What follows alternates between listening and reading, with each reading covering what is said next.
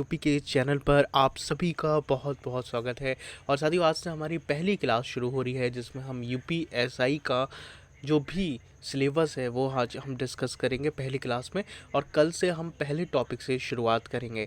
तो ये क्लास में आपको समझने में मदद मिलेगी कि क्या क्या आपके सिलेबस में आना है, किसको ज़्यादा पढ़ना है, किसको ज़्यादा ध्यान से याद करना है। और इस क्लास में आपको जो हमारा कोर्स होने वाला है उसमें आपको हर टॉपिक पे आपको डिटेल क्लास मिलेगी, नोट्स मिलेंगे आपको। इसके अलावा हम डेली एमसीक्यू जो हम पढ़ाएंगे, मान लो आज आपने जैसे एग्जांपल ये प्राचीन भारत पढ़ा, तो प्राचीन भारत पढ़ने के बाद मैं आपको नोट्स दूंगा। उसके बाद उसी दिन जो पढ़ाया गया है उसका एमसीक्यू भी होगा और प्रैक्टिस भी आप कर पाओगे। इसके अलावा हम वीकली टेस्ट भी रखेंगे, ठीक है। कोशिश करेंगे कि रैंक एनालाइज करा पाएँ, लेकिन अभी तो नहीं, लेकिन जब कोशिश करेंगे कि रैंक एनालाइज भी हो सके, लेकिन वीकली टेस्ट तो आपका होगा ही, ठीक है।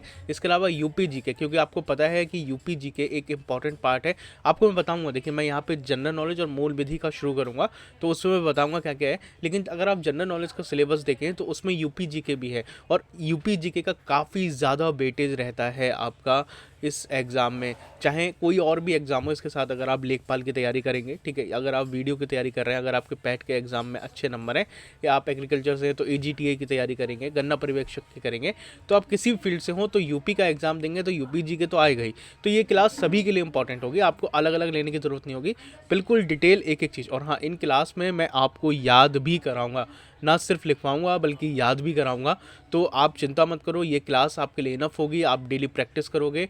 तो फिलहाल आगे हम बढ़ते हैं और सबसे पहले हम यूपीएसआई के जनरल नॉलेज या जीके का सिलेबस देखते हैं, ठीक है। तो इसमें जो मैं बात करूं तो देखो, भारतीय इतिहास सबसे पहले इसमें आपको टॉपिक मिलेगा, और इसमें आप प्राचीन भारत पढ़ोगे। प्राचीन भारत जैसे भारत का सिंधु घाटी सभ्यता हो गई, वैदिक काल हो गया, या जो मौर्यन एम्पायर हो गया, गुप्त हो गया, बौद्ध हो गया, जैन धर्म हो गया, ये सारे आप इसमें पढ़ोगे। इसके अलावा जब आप मध्य भारत में आओगे, मध्यकालीन भारत में, तो आप दिल्ली सल्तनत को पढ़ोगे, है ना, मुगल साम्राज्य पढ़ोगे, भक्ति और सूफी आंदोलन भी इसमें पढ़ोगे। इसके अलावा जब हम आधुनिक भारत पढ़ेंगे दोस्तों, तो इसमें यूरोपीय आगमन पढ़ेंगे कि यूरोपीय कैसे आए, अंग्रेज कैसे आए, कौन पहले आया, पुर्तगाली आए या फ्रेंच आए, डच आए, कौन आया, ये सारी चीज़ें हम डिटेल एक एक चीज़ करेंगे, और मैं आपको याद भी उसी क्लास में करा दूंगा। और एमसीक्यू तो आप करोगे तो प्रैक्टिस हो ही जाएगी। इसके अलावा हम ब्रिटिश शासन को पढ़ेंगे, और इसके बाद हम पढ़ेंगे सुधार आंदोलन, जो भी इंडियन फ्रीडम मूवमेंट हुए, जो भी आंदोलन हुए मुख्य, तो हर चीज़ को हम एनालाइज पढ़ेंगे। जैसे एक एग्जांपल दिया है, मान लो मध्यकालीन का एक क्वेश्चन है, आपको आ सकता है कि दिल्ली सल्तनत की स्थापना किसने की, ठीक है। तो इस तरीके के क्वेश्चन आपको बनते हैं। अगर हम स्वतंत्रता, अगला यहाँ पे हम पढ़ेंगे जो कि इंपॉर्टेंट है, सबसे ज़्यादा पूछा जाता है, वो है भारतीय स्वतंत्रता संग्राम एवं राष्ट्रीय आंदोलन। देखो, इतिहास एक अपनी जगह है, लेकिन अभी हमने देखा है कि हाल ही के एग्जाम में इससे काफ़ी ज़्यादा जो क्वेश्चंस हैं वो आ रहे हैं, जिसमें आपका भारतीय स्वतंत्रता संग्राम एवं राष्ट्रीय आंदोलन है। जैसे 1857 की क्रांति इसमें पढ़ना इंपॉर्टेंट है। भारतीय राष्ट्रीय कांग्रेस का गठन भी आप पढ़ेंगे। भारतीय राष्ट्रीय कांग्रेस का गठन जब आप पढ़ेंगे तो उसमें एक एक चीज़ बारीकी से आप पढ़ेंगे कि कौन अध्यक्ष कब रहा, है ना, कौन सा सम्मेलन कहाँ हुआ, खास तौर से यूपी में कौन कौन से सम्मेलन हुए, तो ये सारी चीज़ें इसमें आ जाएंगी। और किसने अध्यक्षता करी, पहली महिला कौन थी जो कांग्रेस की पहली अध्यक्ष बनी, है ना। तो इस तरह के क्वेश्चन आपके बनते रहते हैं। इसके अलावा स्वदेशी आंदोलन हो गया, असहयोग, सभी ने अवज्ञा, भारत छोड़ो, ये सारे आंदोलन जो हैं ये सारे पढ़ने वाले हैं और इम्पॉर्टेंट है। अगर हम स्वतंत्रता सेनानी और उनकी भूमिका को देखें तो ये भी इंपॉर्टेंट हो जाता है। इसके अलावा भारत छोड़ो आंदोलन कब शुरू हुआ, जैसे मैंने बताया, इस तरीके के क्वेश्चन आपके इसमें बनते रहते हैं। तो ये जो कुछ इंपॉर्टेंट क्वेश्चंस हैं जो इससे बनते रहते हैं लगातार, ये एक एग्जांपल के लिए, तो मैं आपको डिटेल इसमें कराते रहूँगा। अगर हम आगे बढ़ें दोस्तों, तो भारतीय संविधान और राजनीतिक प्रणाली भी काफ़ी इंपॉर्टेंट है। देखो, वैसे आप सिलेबस में देखे जाओ तो 40 नंबर का आपको बताया गया है ये जनरल नॉलेज और मूल विधि, ठीक है, लेकिन इसमें काफ़ी ज़्यादा पार्ट आपका जीके का भी रहेगा। मैं अभी मूल विधि का भी सिलेबस आपको दिखाऊंगा कि क्या सिलेबस है। वैसे अगर आप तैयारी कर रहे हो तो आप देख चुके हो, लेकिन फिर भी मैं एक एक चीज़ डिटेल में आपको यहाँ से बता रहा हूँ ताकि हम कल से शुरू कर सकें सही से। तो इसमें हम संविधान निर्माण को पढ़ेंगे, प्रमुख अनुच्छेद, मूल अधिकार और कर्तव्य हम पढ़ेंगे। वैसे बहुत सा पार्ट आपको मूल विधि में भी मिल जाएगा, लेकिन थोड़ा सा जो है इसमें भी पढ़ने लायक है। इसके अलावा संसद, राष्ट्रपति, प्रधानमंत्री, राज्यपाल, विधानमंडल, ये सारी चीज़ें हम जानेंगे। चुनाव आयोग, न्यायपालिका, क्या अनुच्छेद है, क्या क्या अधिकार है, वो सब पढ़ेंगे। केंद्र राज्य संबंध पढ़ेंगे, है ना, तो जैसे भारत का संविधान कब लागू हुआ, तो सारी चीज़ें हम पढ़ेंगे। अगर हम आगे बढ़ें तो अब भारतीय अर्थव्यवस्था की बात करें साथियों, तो इसमें पंचवर्षीय योजनाएं, जैसे नीति आयोग है, पहले नीति आयोग का नाम अलग था, योजना आयोग था, अब नीति आयोग हो गया है। तो इसमें हम पढ़ेंगे पंचवर्षीय योजना था, जीडीपी हो गया, कृषि एग्रीकल्चर हो गया, या फिर इंडस्ट्री हो गई, जो सर्विस सेक्टर है उसको हम पढ़ेंगे। बैंकिंग और वित्तीय संस्थान पढ़ेंगे, जैसे आरबीआई, नाबार्ड को, और गरीबी उन्मूलन और विकास योजनाएं भी इसी में ही आ जाएंगी। जैसे नीति आयोग की स्थापना कैसे हुई है ना, तो इस तरह के क्वेश्चन आपके बनते रहते हैं। फिर भारतीय भूगोल की बात होती है साथियों, इसमें तो भौतिक भूगोल, जैसे पर्वत, नदियाँ, मैदान, जलवायु, आर्थिक भूगोल, कृषि, खनिज, उद्योग और सामाजिक भूगोल, जनसंख्या, भाषा, आपको संस्कृत, संसाधन वितरण, ये सारी चीज़ें पढ़ने को मिलेंगी। जैसे गंगा नदी का गौमुख स्थल कौन सा है, मतलब कहाँ से गंगा नदी की शुरुआत होती है, तो वो गौमुख है, ठीक है, उत्तराखंड में। तो इस तरीके के क्वेश्चन आपको मिलते रहते हैं। अगला पढ़े तो हमारा छठा चैप्टर बहुत इंपॉर्टेंट होगा, जिसमें भारतीय संस्कृति, कला और साहित्य और धर्म होगा। ये काफ़ी ज़्यादा इंपॉर्टेंट है दोस्तों। इससे मुझे लगता है, चाहे आपका यूपी कल्चर हो गया और ये जो पूरा आप मिला के देखोगे सारी चीज़ें, तो इसमें मुझे लगता है 7 से 8 नंबर आपके एग्ज़ाम में आते हैं। तो ये चैप्टर बहुत ही इंपॉर्टेंट है और इसको हमें बहुत ही एनालाइज करके, बहुत ही समझ के पढ़ना पड़ेगा। पर चिंता मत करो, मैं हूँ तो आपको करा दूंगा। तो इसमें शास्त्रीय नृत्य हो गया, संगीत, चित्रकला, प्रमुख साहित्यकार, उनकी रचना, बौद्ध धर्म हो गया, और भारतीय त्यौहार, ये सारी चीज़ें आप इसमें पढ़ोगे। जैसे कि एग्जाम्पल के लिए क्वेश्चन मैंने लिखा है, इस तरह के क्वेश्चन बनते हैं। भरतनाट्यम किस राज्य का शास्त्रीय नृत्य है। और अगला हमारा होगा जो विज्ञान और प्रौद्योगिकी होगा, ज़्यादा तो नहीं लेकिन हाँ इससे भी क्वेश्चंस आते हैं। तो जैसे फिजिक्स के क्वेश्चन हो गए, बल, ऊर्जा, गति, और केमिस्ट्री के तत्व, मिश्रण, आम्ल क्षार, रसायन, और बायोलॉजी, कोशिका, पाचन, श्वसन, मानव शरीर, वनस्पति विज्ञान में भारत के योगदान और हाल ही की खोजें। तो इस तरीके के क्वेश्चंस आपके मिल सकते हैं। और इसमें मानव शरीर में लाल रक्त कोशिकाओं का निर्माण कहाँ होता है, तो इस तरीके के क्वेश्चन आपको देखने को मिलेंगे। थोड़ा सा कंप्यूटर भी पढ़ेंगे, ज़्यादा तो नहीं। इसमें बेसिक आपका इनपुट आउटपुट डिवाइसेस हो गया, शॉर्टकट की हो गया, डिजिटल इंडिया आईटी सेक्टर हो गया, ताकि आपको अगर कोई क्वेश्चन आ जाए तो आप इसमें कंफ्यूज ना हो। जैसे यूआरएल का फुल फॉर्म क्या होता है, तो यूनिफॉर्म रिसोर्स लोकेटर।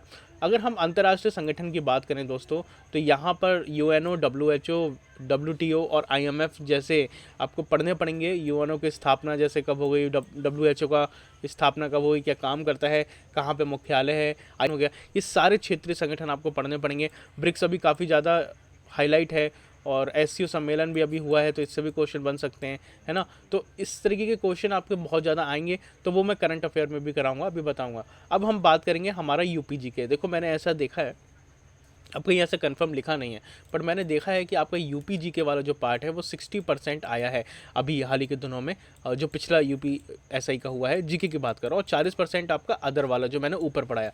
तो यूपी जीके का बहुत ही इंपॉर्टेंट रोल है आपके सिलेबस में, और इसमें तो आपको डिटेल पढ़ना होगा, कोई भी चीज़ आप छोड़ नहीं सकते। इसके अलावा अगर आप लेखपाल की तैयारी कर रहे हैं, अगर आप वीडियो की तैयारी कर रहे हैं, अगर आप एग्रीकल्चर से हैं, आप एजीटी की तैयारी करेंगे, ठीक है, और इसके अलावा आप गन्ना पर्यवेक्षक की आने वाली है, लोअर बीसीएस आने वाली है, तो ये सारे जो यूपी जीके तो हर किसी में इंपॉर्टेंट है, और मैं आपको इसमें ऐसा कराऊंगा कि आपके सारे एग्जाम को ही कवर कर देगा।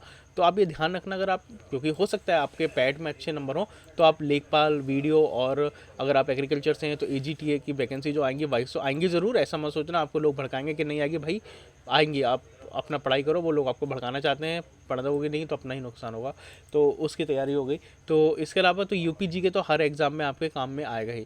तो जैसे यूपी जीके में हम क्या पढ़ना होगा, राष्ट्रीय उद्यान एवं वन्य जीव। पहला तो हम पढ़ेंगे यूपी स्पेशल, जिसमें हम जानेंगे कि यूपी का सामान्य परिचय क्या है, जैसे यूपी की स्थापना कब हुई, राजधानी कब बनी, है ना, स्थिति क्या है, और क्षेत्रफल कितना है, प्रदेश में सबसे बड़ा जिला कौन सा है, सबसे छोटा जिला कौन सा है, किन राज्यों से इसकी सीमा लगती है, और इंटरनेशनल बॉर्डर कौन सा है, तो लोकसभा की सीटें कितनी हैं, राज्यसभा की सीटें कितनी हैं, विधानसभा में कितने सदस्य हैं, विकास प्राधिकरण कौन से हैं, तहसीलों की संख्या जानेंगे, कुल नगर निकाय जानेंगे, नगर निगम जानेंगे, राज्य का रेलवे जोन जानेंगे, राज्य की लंबाई जानेंगे, अधिकतम सीमा वाला राज्य कौन सा है जिसका बॉर्डर लगता है, सबसे कम कौन सा है, और उच्च न्यायालय कहाँ है। ये सारी चीज़ें हम यूपी स्पेशल में हम सबसे पहले चैप्टर में जानेंगे, जो कि होगा यूपी स्पेशल का, जिसमें हम परिचय जानेंगे, ठीक है। तो ये इसमें लिखा नहीं है, लेकिन मैं आपको बता देता हूँ। आगे का पढ़ते हैं। जैसे उत्तर प्रदेश के सभी नेशनल पार्क हो गए, इसमें आपको जानने को मिलेगा, जो राष्ट्रीय उद्यान एवं वन्य जीव अभ्यारण्य है। इसके अलावा वाइल्ड लाइफ सेंचुरी जो है, जैसे कर्तनीय घाट हो गया, चंद्रप्रभा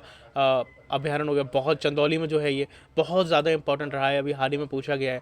बायोस्फीयर रिजर्व और टाइगर रिजर्व जो है वो हम पढ़ेंगे। इसके अलावा उनसे जुड़े प्रश्न एग्जाम में अक्सर पूछ लिए जाते हैं, और इसमें जैसे दुधवा राष्ट्रीय उद्यान किस जिले में स्थित है, तो ये भी आपको पढ़ने को मिलेगा। इसके अलावा हम खनिज और एवं ऊर्जा संसाधन की बात करें तो उत्तर प्रदेश में पाए जाने वाले प्रमुख खनिज जैसे चूना, पत्थर, सिलिका, बॉक्साइट, डोलोमाइट आदि को भी पढ़ने को आपको मिलेगा। ऊर्जा संसाधन की बात करें तो इसमें ओबरा, अनपरा, हाइड्रो पावर और सौर ऊर्जा प्रोजेक्ट जो है वो सारी चीज़ें आप पढ़ेंगे।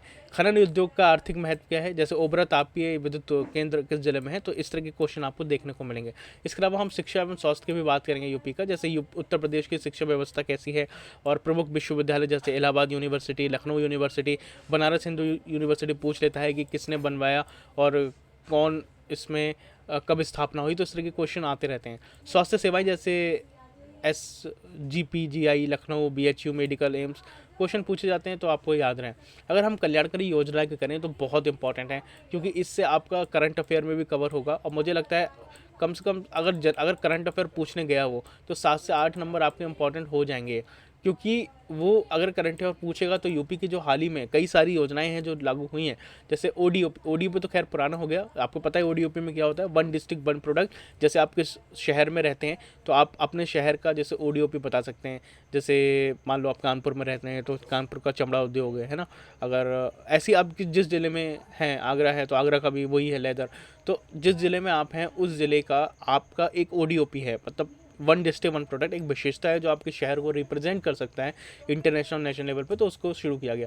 ऐसी बहुत सारे महिला पेंशन है, मुख्यमंत्री कन्या सुमंगला योजना है, किसान कल्याण योजना है, ये सारी मैं आपको कराऊंगा और याद भी कराऊंगा। राशन कार्ड हो गया, खाद्य सुरक्षा हो गया, जैसे ODOP योजना का मुख्य उद्देश्य क्या है, तो ये सारे क्वेश्चंस आपके बन सकते हैं। इसके अलावा हम देखें तो उत्तर प्रदेश का हम जिलावार परिचय जानेंगे, जिसमें हर ज़िले का हम पढ़ेंगे, ऐतिहासिक महत्व, भौगोलिक स्थिति, प्रसिद्ध, मतलब आपको लग रहा होगा कि इतना डिटेल क्यों है, दोस्तों डिटेल इसलिए बता रहा हूँ ताकि कुछ भी छूटे ना, एक एक नंबर इंपॉर्टेंट है ना। कभी कभी एक नंबर से आप बाहर हो गए तब आपको पता चलता है, तब लगता है कि कहीं मैंने पढ़ लिया होता। तो इसमें जैसे क्वेश्चंस बनते हैं ना कि गंगा नदी है वो इन निम्न में से किस शहर से होकर नहीं गुजरती है, या किस ज़िले में नहीं जाना होता है, या फिर होता है कि बहुत सारे क्वेश्चन हैं जो ज़िलेवार बनते हैं। तो जैसे चंदौली ज़िले को किस नाम से जाना जाता है, तो धान का कटोरा, तो इस तरह के क्वेश्चंस आपके बनते रहते हैं। अगर हम ये पढ़ें 2024 के लिए इम्पॉर्टेंट जो हमारा रहने वाला है 25 के लिए, उत्तर प्रदेश का बजट, तो देखो वैसे तो 2023 से 2024 का भी इम्पॉर्टेंट रहेगा, लेकिन मुझे लगता है कि 2024-25 वाले पे ज़्यादा ध्यान देना चाहिए। तो इसमें जैसे कुल बजट राशि क्या है, शिक्षा, स्वास्थ्य, अभिरचना पर कितना है। अब जैसे AGT का एग्जाम हुआ तो उसमें पूछा गया था कि कुल बजट कितना था, तो नई योजनाएं और घोषणाएं हो गई पिछले बजट से तुलना, तो ये सारे क्वेश्चन जो हैं आपको देखने को मिलेंगे इसमें, तो हम वो उसका एनालाइज करेंगे। अगर हम सारांश देखें, समरी फॉर स्टूडेंट्स आपके लिए जो इंपॉर्टेंट रहने वाला है, तो देखो इसमें हम बैच में क्या करेंगे, UPGK को एक एक करके डिस्ट्रिक्ट, सेक्टर और करंट अफेयर के साथ कवर करेंगे। तो पहले मैं आपको जो भी हमारा स्टैंडर्ड रहता है, ठीक है, एक स्टैंडर्ड सिलेबस है कि मुझे इतना पढ़ना ही है, तो ये तो मैं पढ़ाऊँगा उस क्लास में। फिर उसके बाद मैं ये देखूंगा कि क्या इसमें कोई करंट अफेयर का टॉपिक जुड़ा है, कोई योजना हुई है, फिर उसके बाद हम वो डिस्कस करेंगे, ठीक है। और इसके अलावा दोस्तों सबसे इंपॉर्टेंट कि राष्ट्रीय और अंतर्राष्ट्रीय करंट अफेयर आपको पढ़ने हैं, क्योंकि करंट अफेयर्स आपको पता है कि काफ़ी ज़्यादा एग्ज़ाम्स में आते हैं और इसी में ही लोग ढह जाते हैं, क्योंकि लोग जो स्टैंडर्ड है, मतलब ये जो है ना, मैं ये नहीं कह रहा ये नहीं पढ़ना, इसको तो पढ़ते रहते हैं, लेकिन जो अंतर्राष्ट्रीय करंट अफेयर हो गया, जो राष्ट्रीय करंट अफेयर हो गया, उसको नहीं पढ़ते हैं। उसके लिए आप क्या करोगे मैं आपको बता देता हूँ। मैं आपको एक बार चैनल दिखा देता हूँ, आप इस चैनल पे जाना, वैसे तो मैं इस चैनल पे भी शेयर करता रहूँगा। तो ये हमारा स्टैटिट्यूड भारत करके ही है, हमारा ही चैनल है, ठीक है।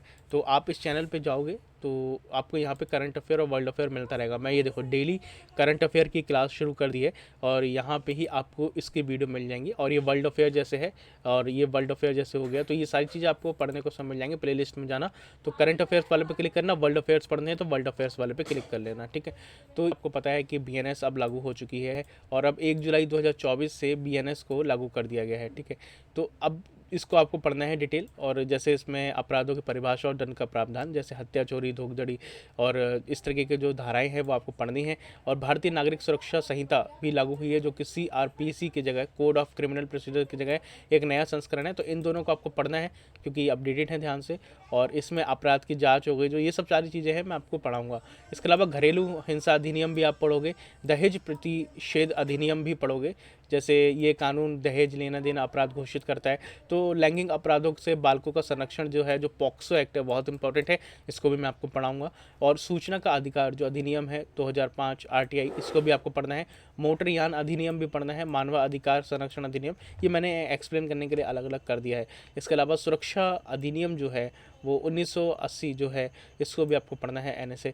और पर्यावरण संरक्षण अधिनियम 1986, ये भी पढ़ना है। वन्य जीव संरक्षण अधिनियम, इसको भी आपको पढ़ना है डिटेल में। अनुसूचित जाति व जनजाति अधिनियम 1989, ये भी आपको पढ़ना है, इसको भी ध्यान से पढ़ना है। सुरक्षा प्रौद्योगिकी अधिनियम जो कि IT एक्ट है 2000 वाला, इसको भी ध्यान से पढ़ना है, जिसमें साइबर अपराधों और ऑनलाइन धोखाधड़ी से बचाव का कानून है।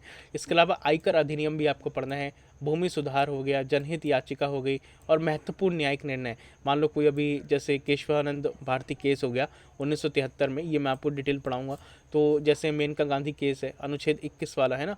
और तो इस तरीके के केस जो हैं, इंपॉर्टेंट केस है, वो मैं आपको कराऊंगा, ताकि इन केस आपसे कुछ पूछा जाता है इसमें तो आप उसमें आंसर लिख सको। तो ये जो डिटेल सिलेबस था मैंने आपको बता दिया है। सिलेबस ज़रूर बड़ा लगा होगा, क्यों? क्योंकि कुछ लोग आते हैं सिर्फ पॉइंट में लिखवा देते हैं। मैंने आपको पूरा एक एक चीज़ अंदर घुस के क्वेश्चंस किस तरीके के बनते हैं वो भी मैंने आपको दिखा दिया है।